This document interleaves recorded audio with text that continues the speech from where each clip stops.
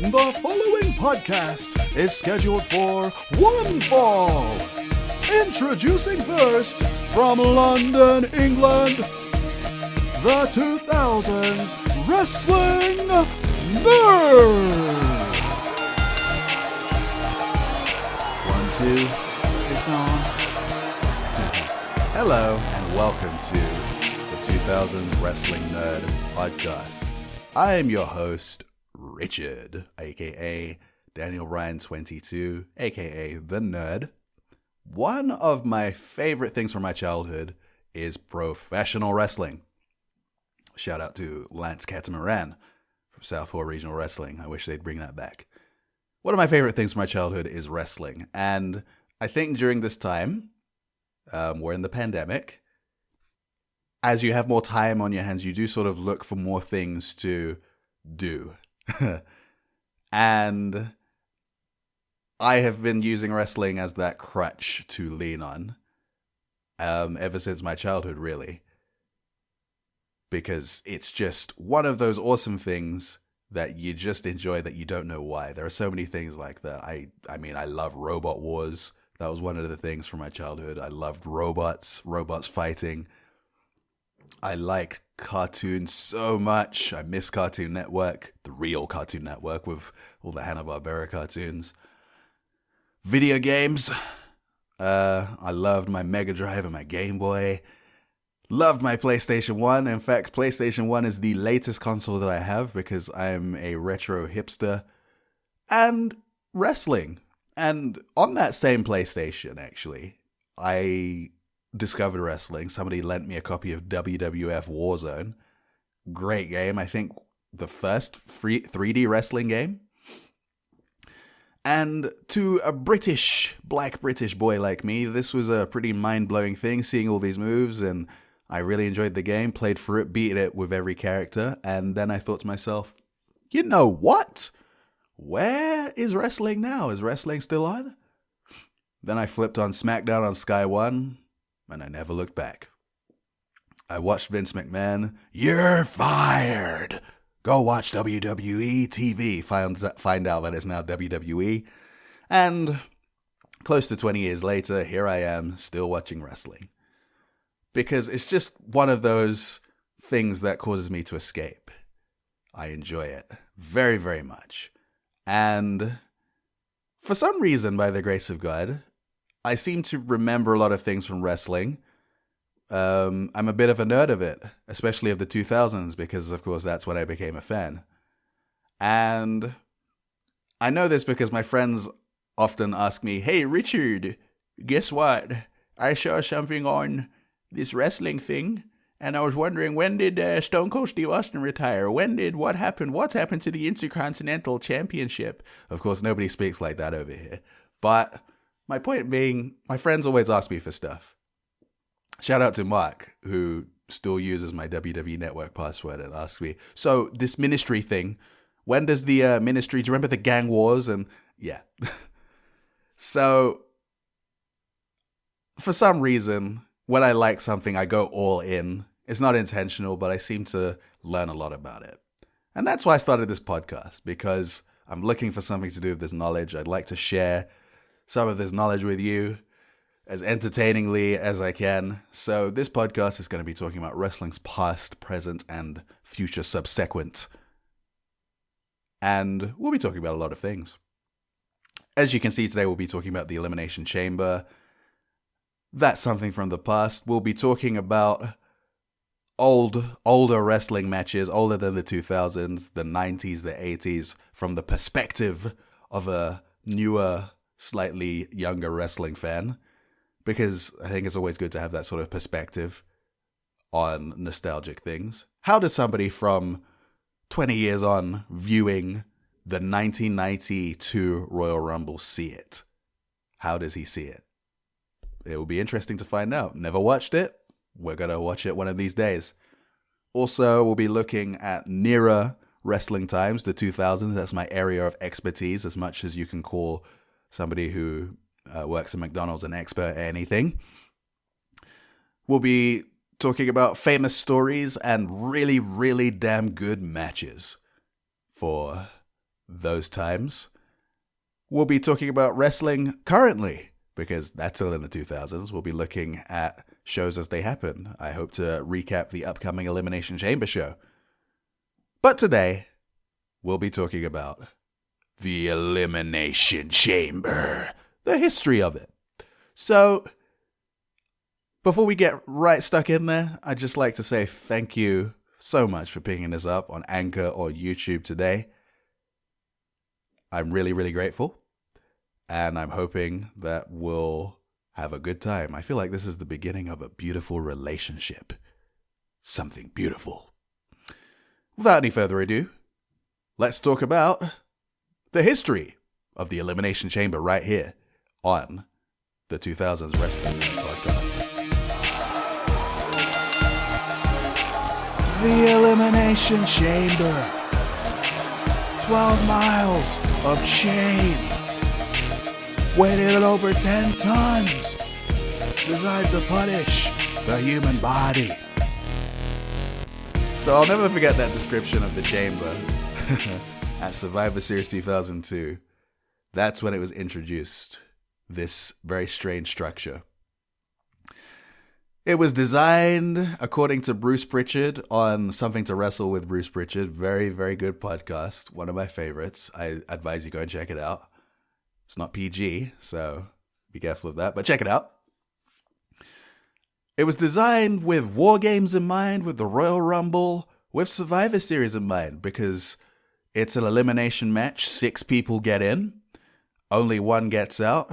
2 men start. 4 men enter at intervals. The last man standing is the winner of the match and gets whatever prize comes with it. Everybody has talked about the chamber. Everybody who's talked about the chamber talks about how when they first looked at it, they were like, damn, the people who designed this have never been in a wrestling match before, because the floor is level to the ring. And the ring has some give in it because it's made of wood. You can sort of bounce off of it. It sort of absorbs impact when you take a bump, when you fall on it. But the steel of the Elimination Chamber does not do that when you fall on that. But it's there. You have to take moves on it. You have to be one tough mudder to do it. So this is a very, very violent match. The people who designed this structure very obviously have never competed in a wrestling ring. That's what they've all said. Jericho talks about it in his book, Undisputed, as well. But it's there at Survivor Series 2002 at Madison Square Garden, the world's most famous arena. I should point out as well that as a British man, I know quite a bit about geography and American things, probably more than I do about the UK because of wrestling. That's just kind of the way it is. If you come here and ask me to take you on a tour of London, I'll probably take you back to your state in America and give you a tour of there. But that's neither here nor there, especially now we can't travel at the moment. But Triple H travels to defend the World Heavyweight Championship. I love that Howard Finkel call. He travels to defend this World Championship against 5 other men who he's been messing with on Raw for the better part of a few months, the better part of 6 months. He's been feuding with Rob Van Dam, Booker T, Kane, Chris Jericho, and Shawn Michaels in only his second match back from gruesome injury at Royal Rumble 1998 and retirement. This is the first Elimination Chamber match, as I said, and it's a great match. It's a disaster for the inside participants. For one, Shawn Michaels is wearing poop brown tights and has a Dutch boy haircut. He could not look any dorkier than if he had red hair and glasses and had a TV show called Dexter's Lab. The other things that go wrong, No, that's not a thing that goes wrong. Shawn Michaels wins, but that's not a thing that goes wrong. Rob Van Dam does a frog splash off the cage, knees first into the throat of Triple H, absolutely killing him, crushing his trachea. Gruesome injury. even thinking about that, I've got a hurt throat at the moment. It really does make you think about the pain that these wrestlers put themselves through. Again, this match was not designed with people in mind. I think they only looked at the cage the day of. So they were thinking of things to do. And Rob Van Dam, they decide we'll do a frog splash off the chamber. And he doesn't have enough room to stand up. If you watch the match, he's in a crouching position. So he does not get a chance to fully protect himself and do the splash properly, or protect Triple H, as it turns out. But Triple H finishes the match. It's amazing. Jericho, according to his book, has to take over calling the match. Kane comes out when he's not supposed to as well. So that sort of messes up their plans for the match. You wouldn't know these things without knowing them, because it turns out to be a great showing. A great showing for the first Elimination Chamber. Quite long. I believe this match is 40 minutes. And eventually Shawn Michaels wins to win his last world championship in wrestling. He describes it in his book, Heartbreak and Triumph, as just nice. Not a deep or revelatory moment, just nice. Just something that was cool. A nice moment. Not, like the boyhood dream has come true for Shawn Michaels. Not like WrestleMania 12. Just cool. And it was a cool night. Confetti and everything in Madison Square Garden and that very weird looking entrance. I love that entrance, by the way. I wish they didn't demolish it. They did demolish it in Madison Square Garden. It's a good night. So, we're going to be looking at the rest of the Elimination Chambers now. And hopefully, we're going to talk about everything interesting that happened in every Elimination Chamber. So here we go. Can we do this in under 30 minutes? I sure hope so. I have no notes here, by the way. I just have a list of the Elimination Chambers as they happen, and I will remember what I can of all of them. The second chamber happens in 2003, less than a year from the first one, at SummerSlam 2003. This is a notable pay-per-view for me. This is my first wrestling pay-per-view that I ever watched. The guys, my friends, shout out to TD and JOE. They recorded it on Sky Sports for me. And I watched it, and I wore that tape onion skin thin. Thinner than... I don't even know what's thin anymore. Thinner than those plastic 10-pound notes that we have now. This match sees the World Heavyweight Championship being defended again by Triple H, because, of course... against Chris Jericho, Shawn Michaels, Randy Orton, Kevin Nash, and Goldberg. I say Kevin Nash because, boy, he stuck out like a sore thumb here. That's not to say he doesn't put on a good match, but god dang. This match is notable because Goldberg kills everybody. After an interesting beginning, Goldberg comes in as the last participant, destroys Randy Orton with the best military press into spinebuster I've ever seen, demolishes Chris Jericho with a spear through the chamber. I believe Jericho went through the first Elimination Chamber as well. Him and Shawn Michaels, they were thrown through it. That was fun, through the bulletproof glass. Goldberg kills everybody, pins Randy Orton, pins Shawn Michaels, pins Chris Jericho, pins Triple H. No, he doesn't do that. Triple H pins him. Okay then. Lots of people online think that this was Goldberg's night, and I wasn't watching Raw at the time. I was still a kind of a new fan. But you watch this match. The crowd loved Goldberg. All of the women in the crowd would have Goldberg's children.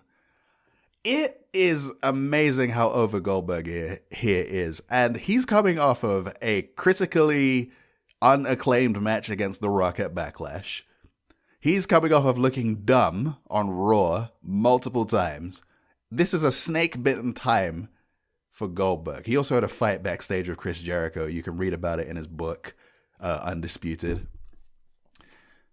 Goldberg's not having a good time in the WWE, but this night, this one night, this magical moment when he's killing people left and right like it's Call of Duty, it just seems now, finally Goldberg has come into his own, and then Triple H beats him in his sexy biker shorts.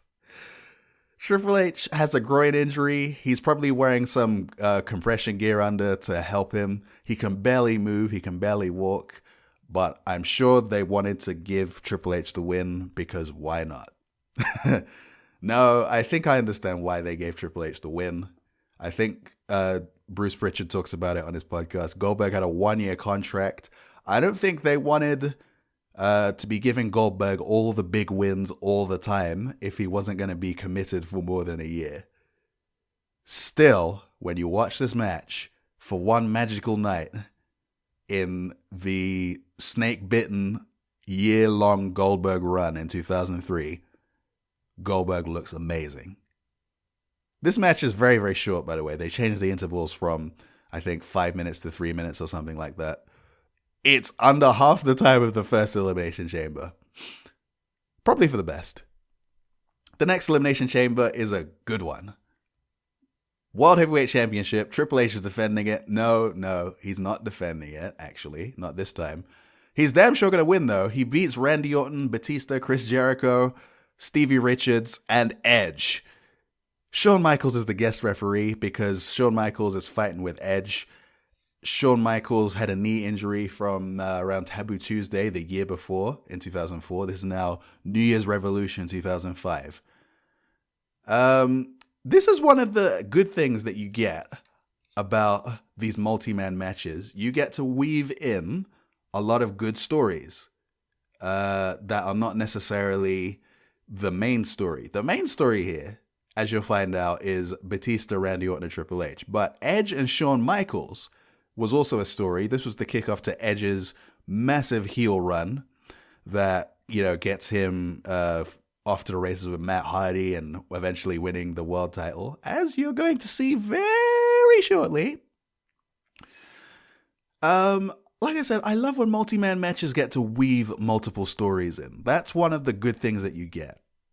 Matches that don't, entertain a lot of good stories instead of one big story. Matches that don't entertain a lot of stories tend to be boring. So, I like that a lot. So there's Edge and Shawn Michaels, and there's Batista, who is tearing through everybody. He destroys Chris Jericho. He annihilates Stevie Richards.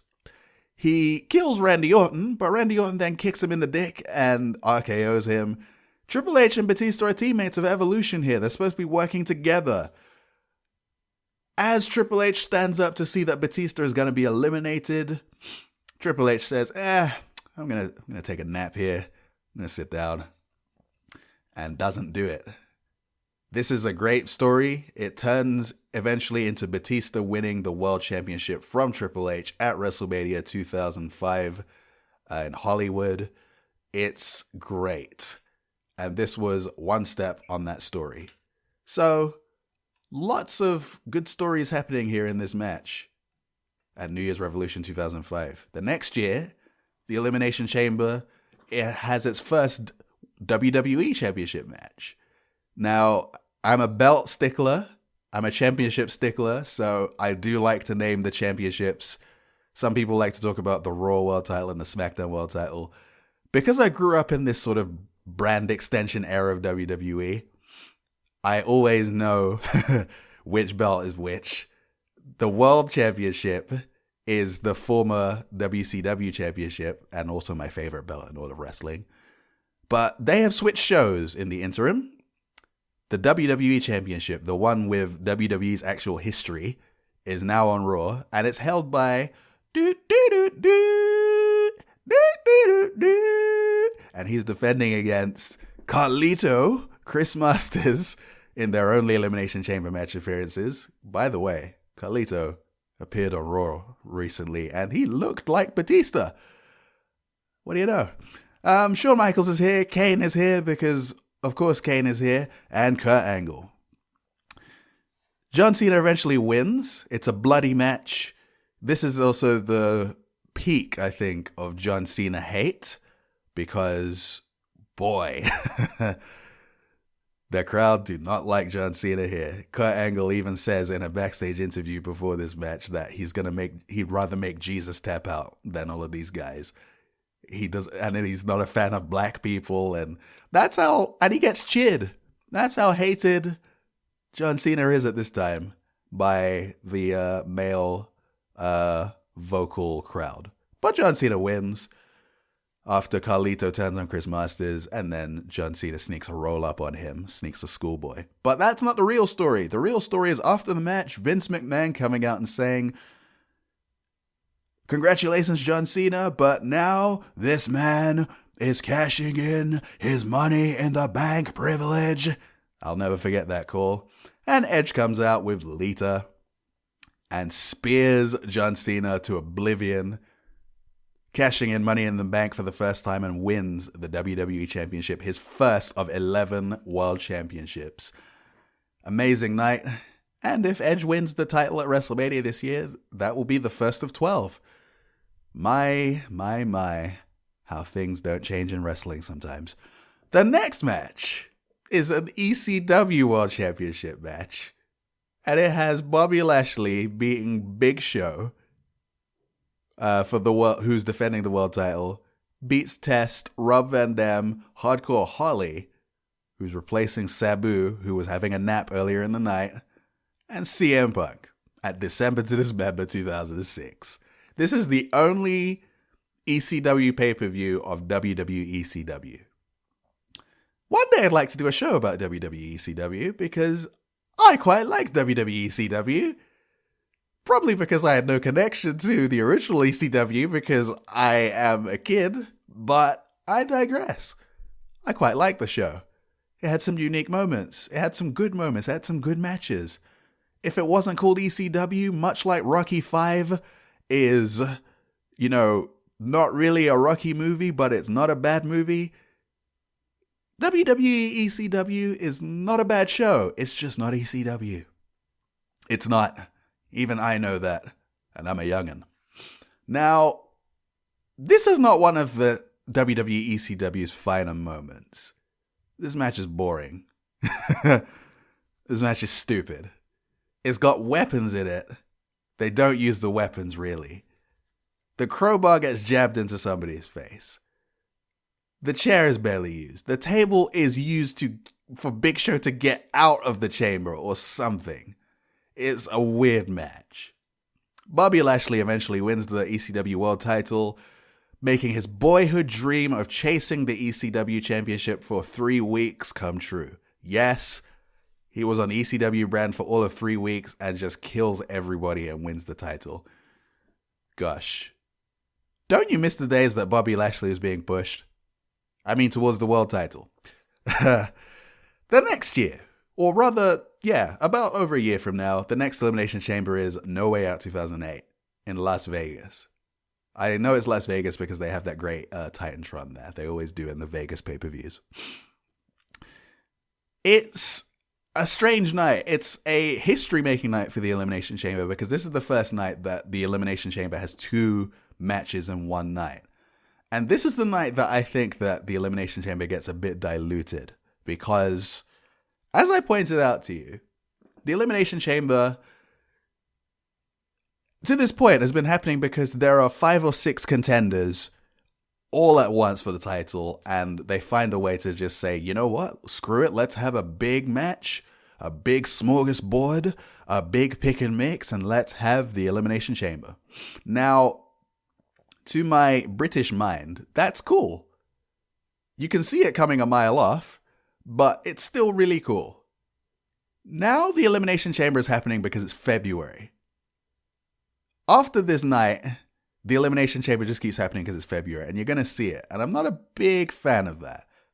I know the Royal Rumble happens in January every year because it's January, but that's the Rumble. The Rumble's awesome. The Rumble's never bad. This is interesting, an interesting choice, and it leads to other pay-per-views becoming branded like this. And the worst offender being Hell in a Cell, happening because it's October. God dang, I hate that. But I didn't hate these Elimination Chambers in 2008. The first one has Big Daddy V and Great Khali against MVP and Finlay and Batista and Undertaker. This is a number one contendership chamber. Undertaker wins after a humongous finish. If you haven't seen it, go and watch the finish of this match. It will blow your mind. It's great. The other notable thing in it is Finlay gets destroyed by a chokeslam onto the steel grate, and it's one of those moments that you go, ooh, I don't know what to say about that. The other Elimination Chamber is Triple H beating everybody, because of course he is. He beats Jeff Hardy, Shawn Michaels, Jericho, Umaga, and JBL. The latter two, I believe, are in the only Elimination Chamber ever. Jeff Hardy was on a wave of momentum at this point, if I remember correctly, since the fall. If you watched that music video by, what was the band? The music video is called Rooftops. I've forgotten the name of the band. I know that the band leader's a douchebag. Yeah. But Jeff Hardy was on a great wave of momentum and the Intercontinental Champion at the time. And he is on fire. And though he doesn't win this match or really even do too much, he does a swanton off the top of the chamber. That's pretty cool. But he's on a wave of momentum. He's doing so well. This is another breakout performance for him. This is a good match. It really is. The next year, No Way Out 2009, is a really unique night. In the first Elimination Chamber, because there are two, Edge defends the WWE Championship against Vladimir Kozlov. Good grief. Big Show, Jeff Hardy, Undertaker, and Triple H. Triple H eventually wins, because of course he does. But that's not the end of the story. The real story is Edge gets defeated in about 3 minutes, leaving him a minute to stand around and get booed off by the crowd. So this match is guaranteed to have a new WWE champion. That's exciting. And it's really cool. You don't see that often. I don't like seeing guys getting eliminated before, the next participant comes out and then one guy is just standing around waiting for the next guy to come in. I hate that. It's dumb. You saw that in the ECW chamber. That's one of those things that made it terrible. You had Bobby Lashley standing around looking at Big Show looking at him. The crowd is booing the crap out of everything. It's dumb. I don't like that moment, but this is one of those moments where it's done right. The guy standing around and waiting for the next moment, because Edge is hamming it up. The crowd are booing him, singing na na na na, na na na na, a song that's never in the UK. We have lots of other good chants that you won't hear for a while because pandemic. Edge is disgraced. And he's the ultimate opportunist. He's a slimy heel. He's porking Vicky Guerrero. Whew, what a thought. Edge is disgraced. Edge is sent away to the showers. Edge sucks. The next Elimination Chamber is for the World Championship on SmackDown. Yes, they switched shows again, the championships. The Undertaker is defending the championship. No, sorry, reading my notes wrong. Sorry, John Cena is defending the championship against Rey Mysterio, Jericho, Mike Knox, okay, Kane, because of course Kane, and Kofi Kingston. Oh, wait, no, Edge attacked him and took his place. And if you listen to Edge on the Edge and Christian podcast of Awesomeness, you'll hear how disappointed for Edge... How disappointed for Kofi Kingston Edge was, because this was Kofi Kingston's first main event and he's getting tackled and beaten out of it before he can even be in it. It's really sad from that perspective, but it's really awesome from Edge's perspective. Because, as he says the next night on Raw, Jesus turned water into wine and Edge turns the WWE Championship into the World Heavyweight Championship. Yes, Edge wins the World Championship after losing the WWE title earlier in the night. That image of him biting the Elimination Chamber is ingrained in my memory. Also notable in this match, John Cena gets absolutely nerfed. You think he's going to come in and wipe everybody out, and he gets eliminated in like a minute. It's amazing. The next WWE Championship, or the next two Elimination Chambers, happened in 2010. The pay-per-view No Way Out is renamed to Elimination Chamber. Now, we're not even hiding it. Now, the Elimination Chamber happens because it's February, whether it makes sense or not. Not a fan. Sheamus defends the WWE Championship. What? Sheamus defends the WWE Championship against Triple H, Kofi Kingston, Ted DiBiase. I say these names because it's like, good grief. Mike Knox, Vladimir Kozlov, these guys went on to accomplish great things. Sure they did. Randy Orton is also in there. Kofi Kingston finally makes it to Elimination Chamber. Ted DiBiase and Randy Orton are in their little group. Forgot the name. Legacy. That's the name. There's a little story going on there that turns Randy Orton babyface. As I told you, I love multi-man matches with multiple stories. Sheamus eventually loses the WWE Championship to John Cena, but after the match, Vince McMahon sends Batista out, and Batista defeats John Cena for the WWE Championship. He didn't have money in the bank. Why did that happen? Ask yourself why, white man. That's a line from Fun with Ahmed before you get on my tits about that. The next Elimination Chamber is Jericho defeating The Undertaker, R-Truth, CM Punk, Rey Mysterio, and John Morrison. Good grief. R-Truth is in an Elimination Chamber. At this point, he was still trying to be a serious competitor, so I guess it makes sense. The real story here is that Undertaker almost got fried. If you listen to it on his appearance on the Broken Skull podcast, Broken Skull Sessions on the WWE Network, he has two of them with Steve Austin. He talks about it. You saw it in the night as well, but basically Undertaker in his entrance, in his great mystical grand entrance, has columns of fire coming up through the ground, pyrotechnics. They're supposed to come up beside him as he walks by. In this case, Undertaker walks through the fire and then a fireball comes up directly underneath him. It's a terrifying story. You should go and listen to it. It's horrible. The Undertaker gets burned. If he wasn't wearing his large feather duster, he talks about how he had a choice of wearing a sleeveless jacket with no hat. If he was not wearing his hat and his giant leather duster, which got shrunk to the size of a baby grow after being fried, that man would have been seriously injured. As it happens, he gets burned and wrestles the Elimination Chamber like a madman and loses the championship to Chris Jericho because Shawn Michaels kicks his face off. It's an interesting night. Jericho wins his last world championship in WWE. Of course, he goes on to win the AEW World Championship later. I'd like to talk about some AEW at some point. Don't really watch it, but I'd like to talk about it. But it's an amazing night. Undertaker tells the story that he tells everybody, if that pyro guy is there backstage... No, he just says, that pyro guy better not be there backstage when I get there. He just better not be there. He better not be there. And the pyro guy is fired and never seen again. Oof. It's a harsh night. But then, you know, if you go and burn one of the most loyal employees in WWE history, yeah, I'd get fired too. The next Elimination Chamber pay-per-view is in 2011. There's two more chambers.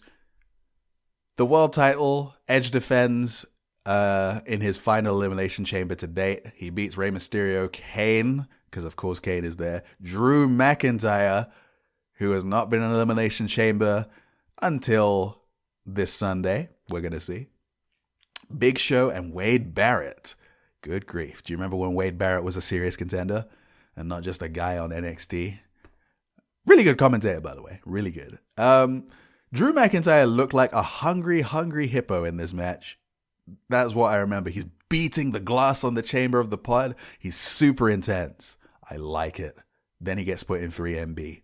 and he doesn't win the World Championship for about 10 years. But god dang, Drew McIntyre looks hungry in this match. Edge wins eventually, though. The other Elimination Chamber is John Cena defeating CM Punk, John Morrison, Sheamus, Randy Orton, and R-Truth again, with the serious contender R-Truth. This match is notable for a couple of reasons. One, I believe CM Punk posts a gruesome picture of an injury, the grating on his body, which you get to see the hellacious pain that this Elimination Chamber puts people through in reality. As I said, not designed for bodies at all. The other thing is, this is another example of weaving stories, multiple stories in a match, to get other things over. Here's the thing, CM Punk is let into the chamber, but his door malfunctions, and Randy Orton attacks him brutally and pins him. Then the anonymous Raw general manager, remember that, calls off the match and says CM Punk should restart in his pod because his door malfunctioned. And eventually, CM Punk pins Randy Orton. This leads to their WrestleMania match. It's simple. It's fun. It's a good way of using multi-man matches to get other stories over. More of this, please, WWE. Next year in 2012, 2 Elimination Chambers. CM Punk defeats Miz, Jericho, Kofi Kingston, Dolph Ziggler, and boy, is this R-Truth's 3rd Elimination Chamber. Are we still trying to present R-Truth as a serious contender? Okay then. The only reason this match is notable to me is because I believe Jericho gets eliminated without being eliminated. They're trying to save him for the WWE Championship match at WrestleMania against CM Punk. Jericho gets kicked by CM Punk and thrown out of the chamber and knocked out and is unable to continue. I think this is the only time that you ever see this in Elimination Chamber history. Other than that, the match is not notable. The next match is the World Championship Chamber. Daniel Bryan defends the World Championship. He's just in the middle of birthing Yes. So this is an historic time. He defends against Santino Marella, Wade Barrett, Cody Rhodes. Only Elimination Chamber, I think, for him. Big Show and Great Khali. Wow. Stiff as a tree. Great Khali. This match is notable because Santino Marella replaces Randy Orton in the chamber. And they do skits throughout the night. Rocky-like skits of him training for the chamber. But he gets to the final 2 and almost wins it. The crowd goes banana. It's amazing. It's an amazing match. The rest of the match is not so amazing, but Santino Marella coming to the end of the chamber and the way the crowd got behind him, I'm sure this propelled him to win the United States title because he wins that shortly after this. Great night for Santino, and really good win for Daniel Bryan, who really needed all the wins he could get before he could lose in 18 seconds. The next chamber is 2013. I think at this point, the championship... Has the championship been combined into one? No, I don't think it has. But the World Heavyweight Championship #1 contender is decided by this chamber. I rewatched this match recently because I was just curious about it. Jack Swagger defeats Jericho, Mark Henry, Kane, Daniel Bryan, Randy Orton. Good grief. The notable things about this one, I think Kane and Daniel Bryan are the tag team champions. I am the tag team champions. And Jack Swagger is right in the middle of his white supremacist phase that they would have to apologize for a few weeks later. You know, they're slandering Alberto Del Rio. I can't roll my R very well because I've been talking a long time. It's not a memorable match, really, but it happens. 2014, now the World Championships have been combined. See, we had the WWE Championship and we had the World Heavyweight Championship. Those 2 belts. They got combined a couple of months before this in December 2013 when Randy Orton faced John Cena for the 335th time. Randy Orton won the title. He has both of the belts. They're now one championship, and he's defending it against Daniel Bryan at peak Daniel Bryan. Peak Yes Movement Daniel Bryan.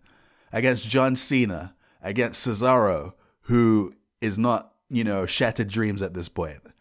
Against Christian, who may be in his last pay-per-view match for a very long time, I believe. And Sheamus, because why not Sheamus? Long match. Kane eventually interferes and gives Randy Orton the win over Daniel Bryan as the last man. Can you believe at this point, Randy Orton was still scheduled to face Batista for the World Championship at that year's WrestleMania? Daniel Bryan was being snubbed, and although he was clearly the most over, the most cheered, the most beloved man on the roster, every woman in that crowd wants to have Daniel Bryan's babies. But no. Apparently Batista versus Randy Orton is the way to go. The next two Elimination Chambers happen the next year. This show is weird because it wasn't supposed to be a pay-per-view, and I don't think it happens on pay-per-view either. It happens just on the WWE Network. Because WWE pay-per-views happen on the pay-per-view, in the pay-per-view carrier in America, I believe. Some of the pay-per-view carriers still carry WWE pay-per-views, and they happen on the WWE Network. But this one, I believe this show was a house show and got turned into a pay-per-view at the last minute. Look it up, it's quite interesting. For the first time, the Tag Team Championships and the Intercontinental Championships are defended in the Elimination Chamber. This is the first time, I believe, that the Elimination Chamber has nothing to do with a World Championship. This is introducing the Elimination Chamber now to the mid-card. I think it's a good call. The matches aren't good. They really try. But it's an idea. It's an idea. The Intercontinental Championship is vacant, and Ryback defeats Sheamus, Dolph Ziggler, Mark Henry, R-Truth, and King Barrett. In this match, Mark Henry gets let into the Elimination Chamber early and then has to stand there because nobody knows what to do. Dolph Ziggler has to shout the plan to everybody from a corner of the ring. I can almost see a sign over Mark Henry's head saying "controller disconnected" as he's standing there because he's so not there yet there. It's amazing. It's a true train wreck. It's a true disaster. Really, really bad. Sheamus does a really clever thing and barricades himself in the Elimination Chamber until everybody beats themselves up. And the commentary completely misses it because they're dumb. Boy howdy. Eventually Ryback wins. A horrible match. It's a train wreck. You should watch it though. It's fun. The WWE Tag Team Championship is also being defended. The New Day defeat a bunch of guys. There are so many guys here. I'm not reading all these guys. The New Day won. That's it. The match was also not very good. But I see Tyson Kidd is in there. I think this is Tyson Kidd's last pay-per-view match. Sadly. The next Elimination Chamber is Bray Wyatt winning the WWE Championship for all of 7 weeks. He beats John Cena, who had the championship for 2 weeks. He beats AJ Styles, The Miz, Dean Ambrose, and Baron Corbin. Good match. I liked it. I really liked AJ's gear as well. Other than AJ's gear, the new Elimination Chamber was looking good. What? Yes, Richard. The new Elimination Chamber this year, they brought out a new Elimination Chamber. No more steel grating around the ring to absolutely obliterate the wrestlers anymore. New bigger pods that you can stand and fight on and jump off of really easy. Triple H could have really used that a few years ago, but there you go. I like the new design except for the big pads outside the ring where the steel grating was. They need to put some sort of thin aluminium mesh there or something that makes a sound, because at the moment when the wrestlers hit it, I'm sure it's really safe, but visually as a spectacle, it sounds like they're jumping on gym mats. Did you ever go to school and jump on a gym mat off of one of those horse thingies, that thud that you get on that sound, it sounds really good if you're in high school, if you're in secondary school, but for wrestling, not terribly spectacular. They need something that sounds more appealing. Some thin aluminium would be safe and would give a really good sound. That's my robot technology coming in there. The next year is in 2018, the first women's Elimination Chamber match. Alexa Bliss defends the Raw Women's Championship successfully against Sasha Banks, Bayley, Mickie James, Sonya Deville, and Mandy Rose. I'm not a big fan of Alexa Bliss. Maybe one day we'll talk about it, but I'm really not. But she wins, and that's cool. The match is okay. A number one contendership for the Universal Championship chamber also occurs. This is the first Elimination Chamber to have 7 people in it because they had some sort of contendership match. They had some sort of qualifying match and on Raw, and they could not decide which of the guys should get into it, so they said throw them both in. So Roman Reigns defeats Braun Strowman, Seth Rollins, Finn Balor, John Cena, Elias, and The Miz. 6 other guys. Braun Strowman is the only guy to beat 6 people in an Elimination Chamber, and he still didn't win. Braun Strowman, otherwise known as Lex Luger. The next Elimination Chamber is for the Women's Tag Team Championship, the first Women's Tag Team Championship match in history. I'm not reading all these participants. You just need to know that Bayley and Sasha Banks won. And it's a good night. It's an emotional night that everybody should be proud of. And I'm glad there are tag team championships in the WWE for the women. They then proceed to be ignored for about a year. And they have terrible champions like Alexa Bliss and Nikki Cross. About to say Nikki Bella there. I think Nikki Bella was also about to be a women's tag team champion, but they cancelled that for some reason. Next Elimination Chamber next year only has no. It's the same night. It's 2009. It's in Houston, Texas. Daniel Bryan defends the eco-friendly WWE Championship against Kofi Kingston, Randy Orton, AJ Styles, Jeff Hardy, and Samoa Joe, who is somehow not injured enough to be in this chamber. Gosh, I wish Samoa Joe's career in WWE was not riddled with so many injuries. Daniel Bryan defeats Kofi Kingston in the last segment to retain the championship. Kofi Kingston is on a wave of momentum, and it's from one match. It's from a single match that Kofi Kingston has all this momentum. He has a gauntlet match on SmackDown days before this pay-per-view. In this gauntlet match, he survives Daniel Bryan. He pins Jeff Hardy. He beats Samoa Joe. He wrestles for an hour before being trounced by AJ Styles. That match just propelled him to the main event. That match reminded everybody what Kofi Kingston was capable of. Do you remember earlier when we were talking about Kofi Kingston getting destroyed in 2009 by Edge? Kofi Kingston does not get any more World Championship matches. Not many more than that. In fact, you can count on one hand how many World Championship matches Kofi Kingston gets between that night and this one. But that gauntlet match on SmackDown reminded everybody what Kofi Kingston was capable of, got the crowd behind him in a massive way, and brings him to this match.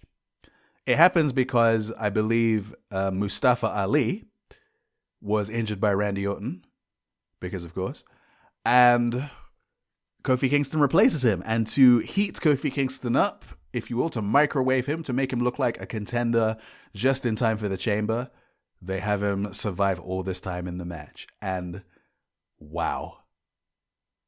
It gets him the WWE Championship at WrestleMania. Spoiler alert. Finally, we move to 2020. Last year, the Elimination Chamber has 2 matches.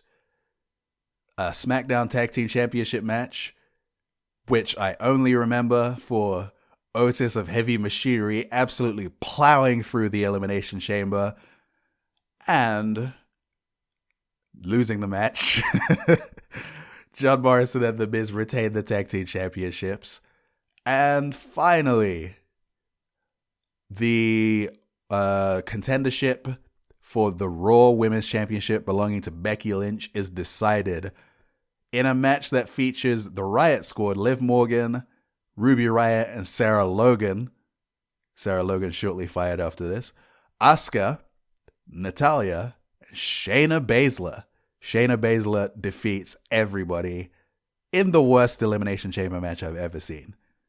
This has the peak moment. This is peak standing around, waiting for everybody to come in. I appreciate that they wanted Shayna Baszler to be the ultimate contender for Becky Lynch. This match, I hate it. I just hate it. I hate when people stand around waiting for other participants to come in.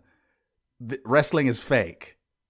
Don't say the F word, Richard. Wrestling is predetermined. You don't need to have boring moments like this. And would you believe it? This is the last pay-per-view to happen in front of a crowd. Until whenever, wrestling gets back on track with live crowds and coronavirus is procured, a proper cure. This is the enduring memory of WWE pay-per-view. It's Shayna Baszler being booed with a boring match. And that's the history of the Elimination Chamber. What is the best match of these 26 matches that I've been through? I think it's the 2005 Elimination Chamber. That match gets Edge off to a heel start, and it gets Batista off to a raucous start because the crowd are dying, desperate, hungry for Batista like a hungry hippo to turn on Triple H. And it's a good match in its own right, but it just teases you just long enough. And then Triple H wins, because of course he does. I believe he's won the most Elimination Chambers. Probably Kane has participated in the most Elimination Chambers outside of Chris Jericho. And that's the Elimination Chamber. The worst match is definitely Shayna Baszler winning the Chamber. It's not her fault. It's not anybody's fault. It was done very, very badly. I would not have booked that match that way. A lot of these matches are good, though, and worth rewatching. As I said, I like multi-man matches where multiple stories are weaved throughout, and so it's worth checking out the good stories that they weaved throughout the Elimination Chamber of many of them. Watching Goldberg smash people in 2003 is fun. Watching CM Punk and Randy Orton do their thing in 2011 is very, very fun. Watching Kofi Kingston at peak Kofi Mania in 2019 is amazing. It's just one of those things that you'll never ever forget. Seeing the Women's Tag Team Championships emerge in WWE through a good match for the women. I know I didn't name the participants, but it was a good match. Watching that Intercontinental Championship chamber where everything goes wrong and people walk under ladders and a black cat crosses their path and windows break, mirrors break. It's a glorious, glorious piece of art. Picasso would be proud. The Elimination Chamber has spawned a lot of good moments over time and good matches, and I'm hoping that this Sunday on pay-per-view we're going to have another one. Ladies and gentlemen, this podcast went way longer than I was expecting. I really hope that I have been entertaining to you in some respect, and I hope that you've learned a little something about the Elimination Chamber along the way. I am the 2000's Wrestling Nerd. Thank you for watching on YouTube or Anchor. Well, you're probably listening, but thank you for listening on YouTube or on Anchor. And I hope to be with you for another show as soon as I possibly can. Thank you very much. Take care. Enjoy the pay-per-view this Sunday. And God bless you.